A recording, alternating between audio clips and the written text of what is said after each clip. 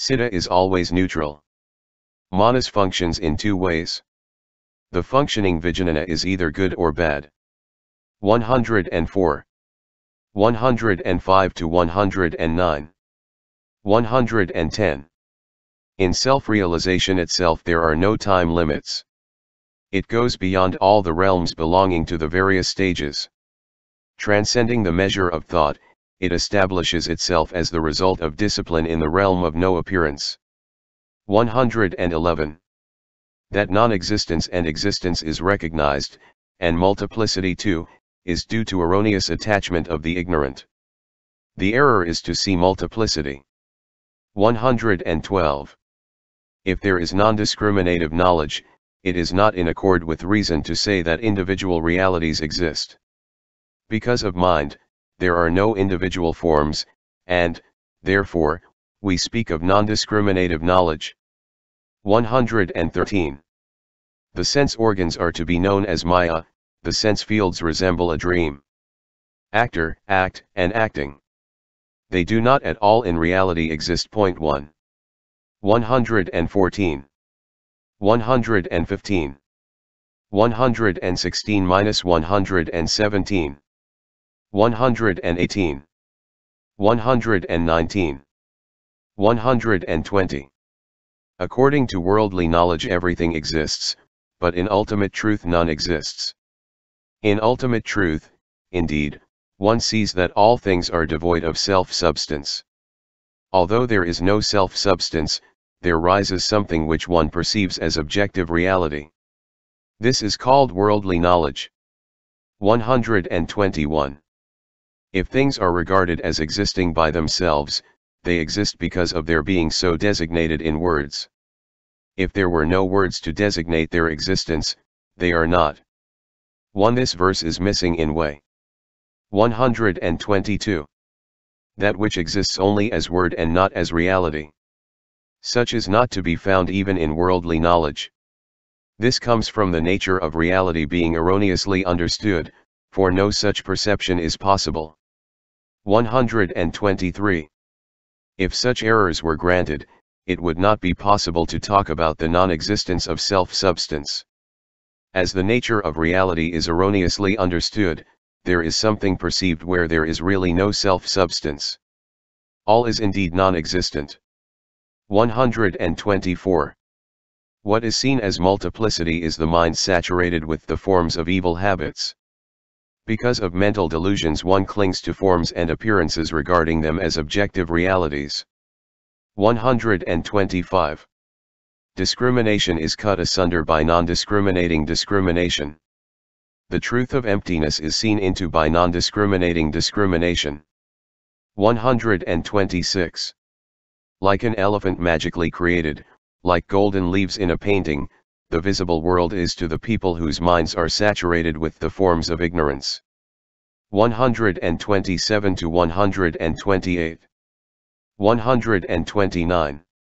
As a man whose eye is affected with a cataract perceives a hair circle because of his delusion, so the ignorant perceive an objective world rising with its various aspects. 130. 131. Discrimination, that which is discriminated, and the setting up of discrimination. Binding, that which is bound, and its cause. These 6 are conditions of liberation. 132. There are no stages of bodhisattvaship. No truths, no Buddha lands, no bodies of transformation. Buddhas. Pratyeka Buddhas, Sravakas are products of imagination. 133. 134.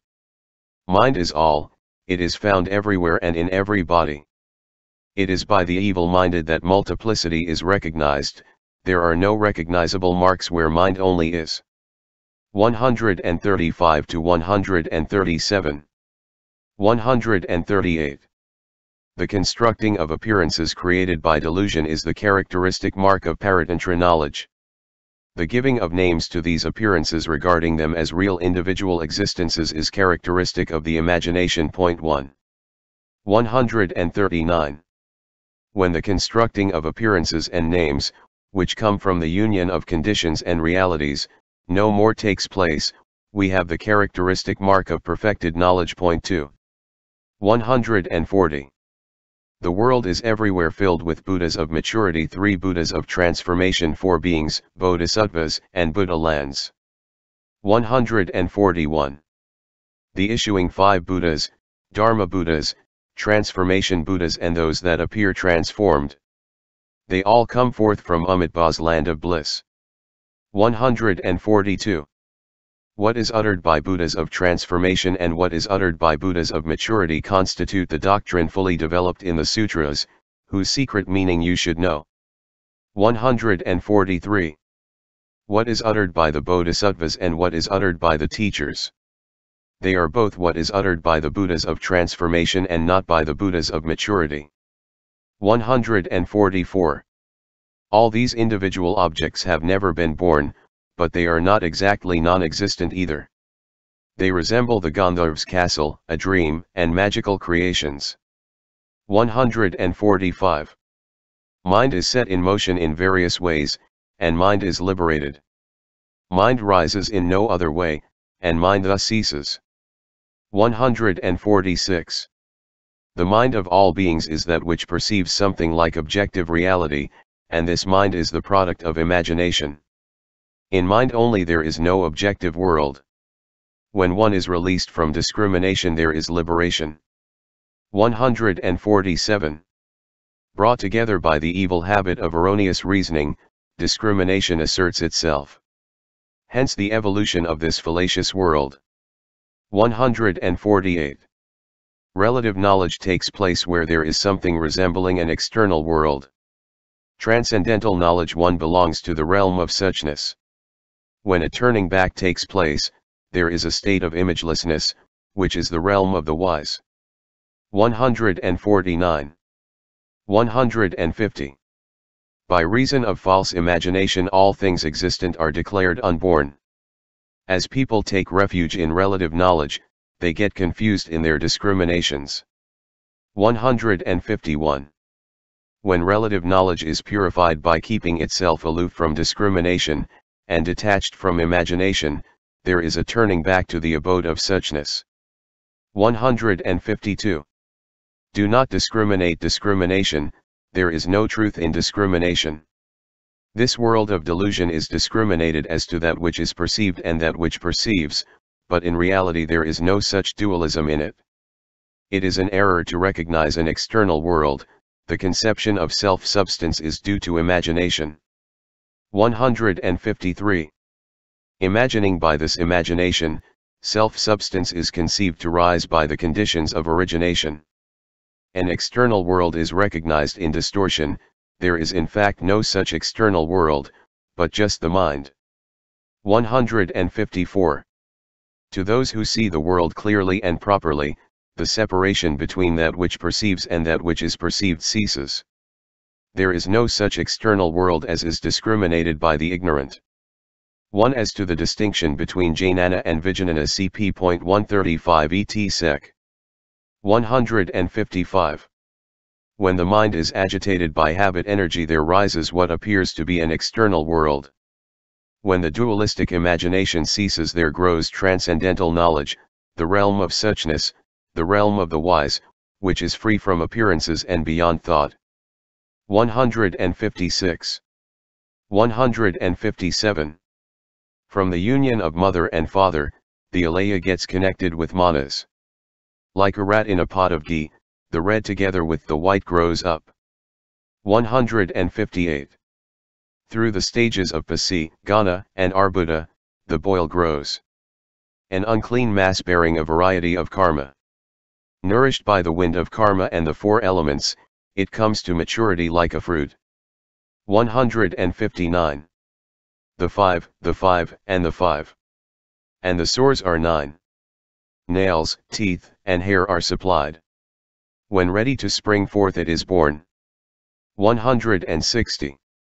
When the baby is just born, it is like a worm growing in the dung. Like a man waking from sleep, the eye begins to distinguish forms, and discrimination goes on increasing. 161. With knowledge gained by discrimination, human speech is produced from the combination of the palate, lips, and cavity. And discrimination goes on like a parrot. 162. Philosophical doctrines are definite, but the Mahayana or Great Vehicle is not definite, it is set in motion by the thoughts of beings. It is not an abode for those who see wrongly. The vehicle realized within my own inner self is not the realm that can be reached by dialecticians. Point 2. 163 to 164. After the passing of the teacher, pray tell me who will be the bearer of the Mahayana? O Mahamedi, thou shouldst know that there will be one who bears the Dharma, when some time is passed after the Shugata's entrance into Nirvana. 165. In Vidali, in the southern part, a bhikshu most illustrious and distinguished will be born.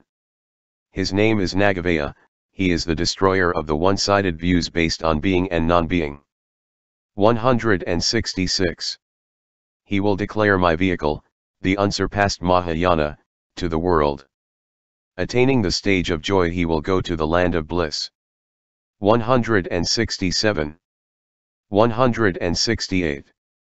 In the realm of conditional origination, there is and there is not do not take place.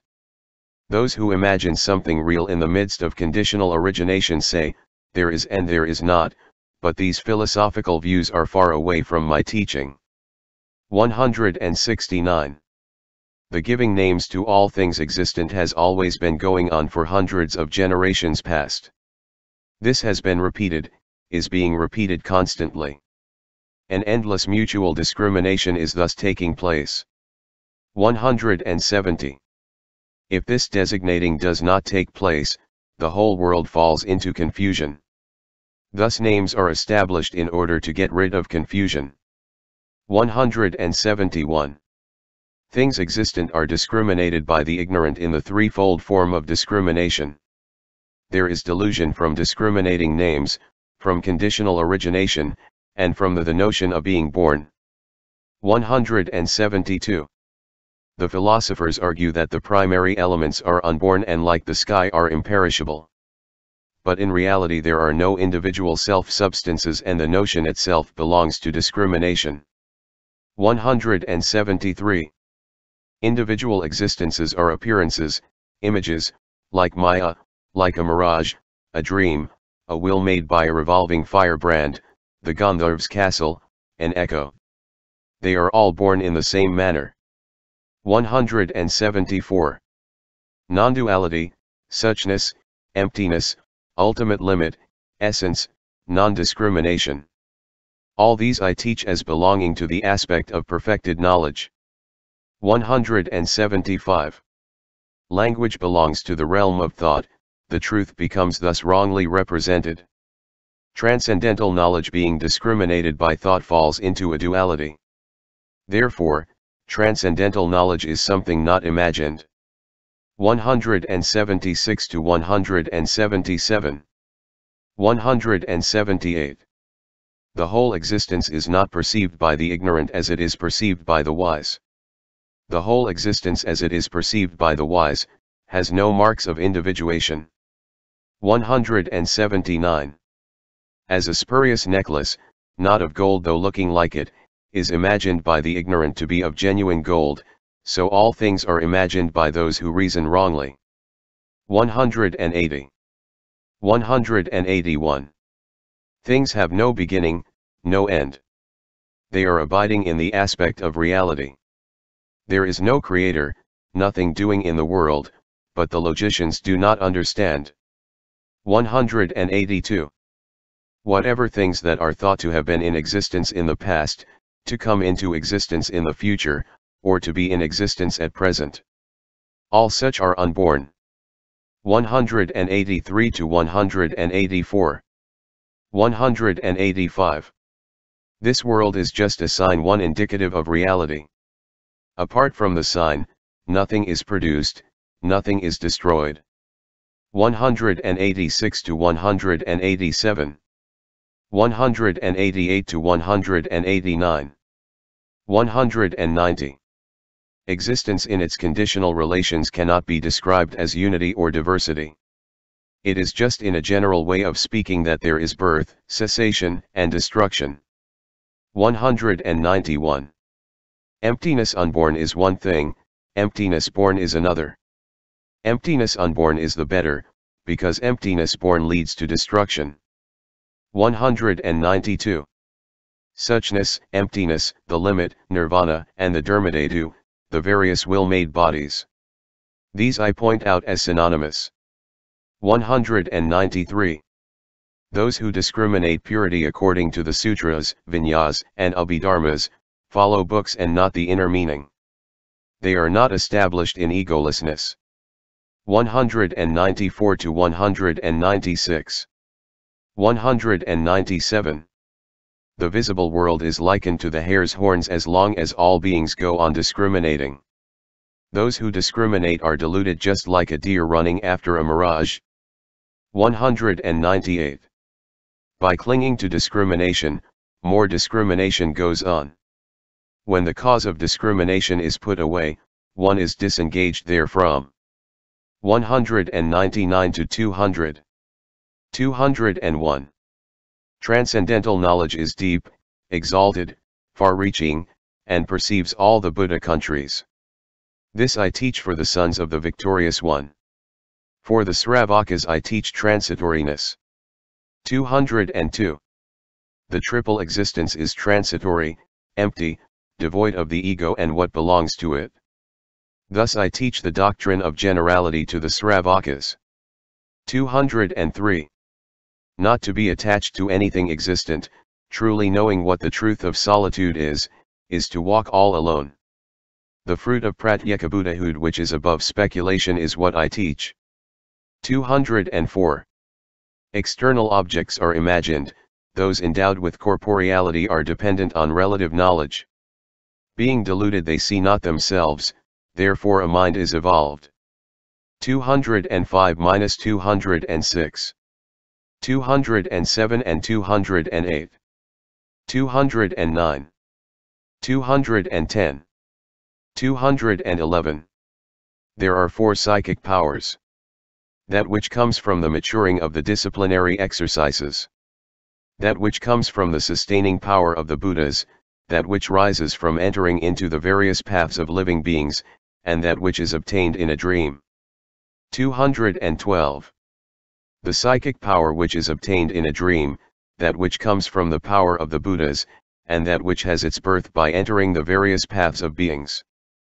These powers are not one born of the maturing of the disciplinary exercises. 213.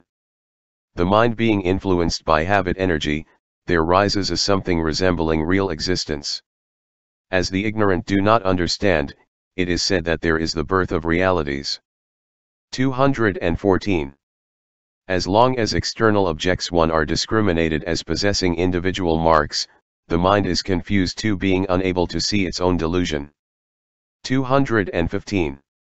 Why is birth spoken of? Why is not the perceived world spoken of? When the perceived world, which has no existence, is yet perceived as existing, what is that which is spoken of? To whom is it? And why? 216. The Siddha in its essence is thoroughly pure, the manas is defiled, and the manas is with the vijnanas, habit energy is always casting out its seeds.